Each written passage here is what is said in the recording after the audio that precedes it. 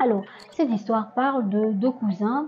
Donc, un jour, plus précisément un vendredi, il va leur dire, bon, voilà les gars, normalement, ce voyage-là se fait en 8 jours, mais si vous le faites en 6 jours, vous aurez une grosse récompense, une grosse prime. Il va ajouter que on ne pénètre pas dans cette forêt n'importe comment. Il y a des règles à respecter, voilà. Il y a des rituels à faire avant. Et donc, voilà, c'est bon, ils vont zapper. Ils décident de ne pas en parler, personne n'en parle, surtout les villageois du village. Et au cours de la soirée, il y a deux jeunes filles qui vont attirer leur attention. Comme ça va un peu flirter, ça va faire des trucs et tout, voilà. Dire, voilà, moi j'aimais la soirée qu'on a passée ensemble et tout, le moment qu'on a passé ensemble, j'aimerais que tu restes encore un peu, que tu restes aujourd'hui, que tu passes cette journée avec moi. Salut à tous! Bon retour sur cette chaîne chronique fascinante africaine. Alors, vous savez comment ça se passe déjà? Likez la vidéo, commentez là pour nous donner vos avis et bien sûr, abonnez-vous à la chaîne. Ok? Asseyez-vous confortablement parce que il va vous falloir beaucoup d'attention pour comprendre cette histoire. On y va! Et en plus, on était un peu stressé, donc voilà, c'est bon, ils vont zapper. Sauf que ce qu'ils ne savent pas, c'est que dans ce village-là, il y a beaucoup de phénomènes étranges qui se passent. Eux, ils sont pas de la zone. C'est la première fois même qu'ils arrivent à ce village-là. C'est assez loin. Il n'y a que les villageois des villages aux alentours, voilà, autour d'eux, qui savent ce qui se passe. Ils connaissent les phénomènes étranges, inexpliqués qui se produisent là-bas. Mais ils décident de ne pas en parler. Personne n'en parle, surtout les villageois du village, parce qu'ils se disent que si les gens sont au courant de ce qui se passe, ils vont plus vouloir faire affaire avec eux. Et c'est totalement logique. C'est totalement logique. Donc, ils ont peur de perdre leur clientèle. Ils préfèrent assumer leurs trucs étranges comme ça. Donc, ils vont charger la marchandise dans le camion. Après ça, les gars vont décider de se détendre. Donc, ils vont aller dans un petit bar du village, essayer de relaxer, relâcher la pression. Et comme je vous ai dit, les villageois sont assez cool avec eux. Donc, ils se sentent vraiment à l'aise, détendus, ça boit, ça rigole. L'atmosphère est vraiment détendue, légère. Et au cours de la soirée, il y a deux jeunes filles qui vont attirer leur attention. Les villageoises assez belles, vraiment très belles pour des villageoises même. D'après eux, elles sont vraiment jolies, avec des formes où il faut. Vous voyez ce que je veux dire? Vraiment très jolies. Et les gars vont décider d'interpeller les jeunes filles, voilà. Et au final, elles vont décider de venir s'asseoir à leur table pour passer la soirée ensemble. Ça va être bien, vraiment bien à l'aise. En plus de ça, les filles, elles sont un peu plus jeunes qu'eux. Donc forcément, les gars, ils vont tomber sous le charme des jeunes filles. Ils vont passer la soirée ensemble, ça va un peu flirter, ça va faire des trucs et tout, voilà. Et au final, ils vont décider chacun de leur côté de rentrer avec leur petite, comme on dit chez nous. Ils vont passer la nuit avec les filles et le lendemain matin, lorsqu'ils vont se réveiller, ils vont se préparer pour continuer la route, pour se mettre en chemin pour le chemin en retour.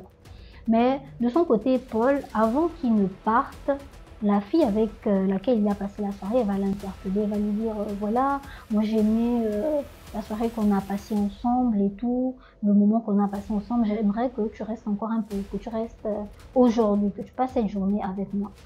Jean va répondre à la fille que non, il ne peut pas, il a des délais à respecter, il ne peut pas rester, donc il va partir. Quand il va arriver au niveau du camion, il va trouver son cousin Paul déjà sur place, qui sera en train de checker le véhicule, vu que avant chaque voyage, il faut vérifier que tout est en ordre au niveau du véhicule. Et directement, Paul va remarquer qu'il y a une roue qui a un problème. Il va dire ah mais je regarde ça, la roue a un problème, qu'est-ce qu'on fait?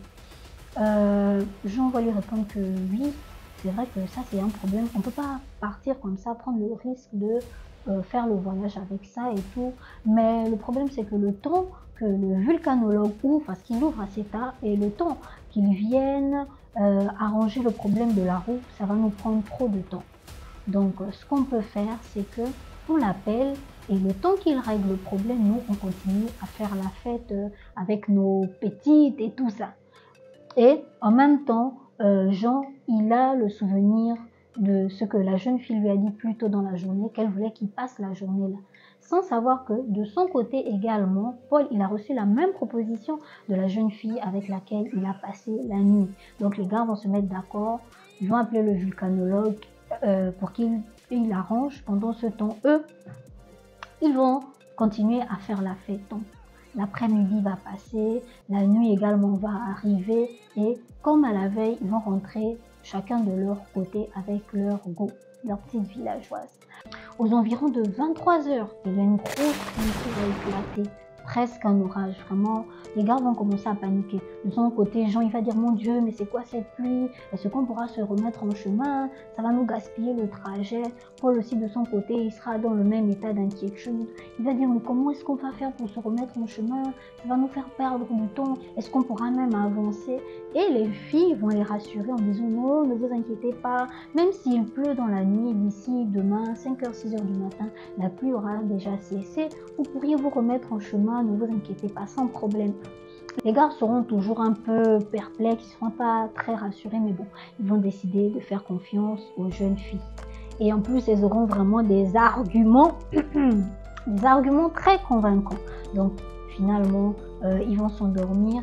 Et le lendemain, comme les filles avaient dit la veille, la pluie aura cessé. Donc, les gars vont se mettre en chemin.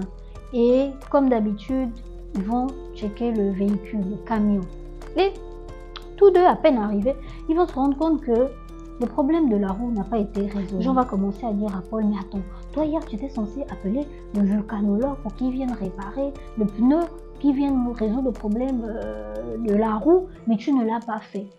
Paul va répondre à Jean que quoi? C'est toi-même qui m'as dit hier que tu devais appeler le vulcanologue, maintenant tu rejettes la faute sur moi. Ils vont commencer à se disputer, à rejeter la faute sur l'un et sur l'autre. Au final, ils vont se dire, bon, ça ne sert à rien de parler de ça, la situation est déjà là. Et même si on appelle le vulcanologue, le temps qu'il arrive, il règle le problème de la roue, ça va nous tuer trop de temps. Voilà. Donc, ils vont décider de se mettre en route malgré tout et de s'arrêter dans le village le plus proche pour pouvoir régler le problème de la route. Dites-moi un peu, qu'est-ce que vous en avez pensé? Donnez-moi vos avis dans les commentaires. Lâchez-vous dans les commentaires, c'est la fête. Ok, on se dit à très bientôt. Bye.